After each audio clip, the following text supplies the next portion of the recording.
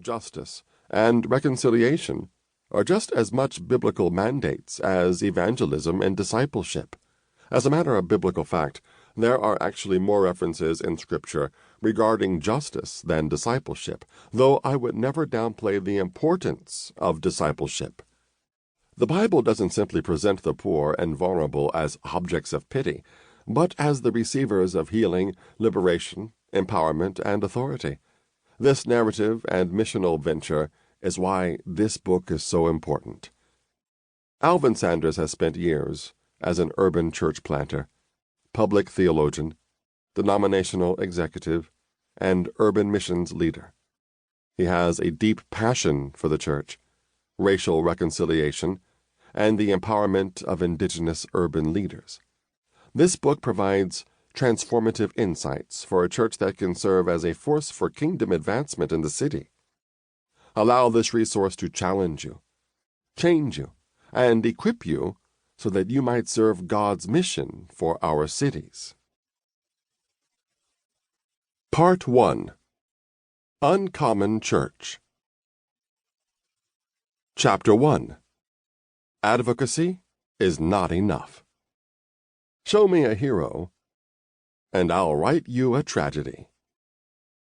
F. Scott Fitzgerald. Show Me a Hero by Lisa Belkin highlights a low-income housing fight in Yonkers, New York, during the 1980s, not unlike conflicts that continue to happen throughout the nation. Yonkers, like many cities, was racially segregated, and the National Association for the Advancement of Colored People, NAACP, and the federal government teamed up to try to bring change.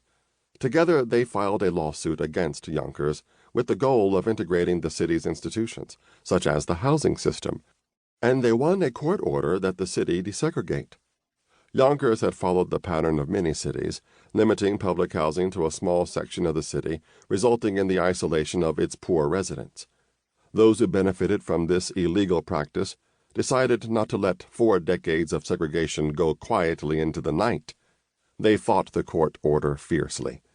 When the inevitable happened, and low-income housing was built on the historically white side of town, ugliness ensued, reminiscent of the civil rights clashes of the 1960s. The hero of this story is the young mayor Nick Wasisco, who at 28 became a rising star when he unexpectedly won the mayoral race in the middle of the conflict. The campaign promise that swept him to victory was his pledge to appeal the desegregation order. When he came into office in 1987, promising to fight the housing mandate, he realized there was no way to keep his campaign promise, and he became an advocate of integrated housing. The decision was somewhere between a political expediency — the city budget was going to crash if he didn't go along with the order — and an authentic change of heart. Predictably, there were dire consequences. Wasisco was bullied and threatened, and he was eventually voted out. He bounced back and returned as a councilman in the 1990s, but he killed himself in 1993 at the age of 34. Is advocacy a vicious cycle that dooms a person in the end? It certainly can seem that way. In 2020, we're still fighting battles concerning fair housing. As people of God who have an eternal perspective, we definitely should play a role in helping to solve justice issues such as these. You may not have heard the name Howard Thurman before, yet if you haven't, I would bet you unknowingly know of his work.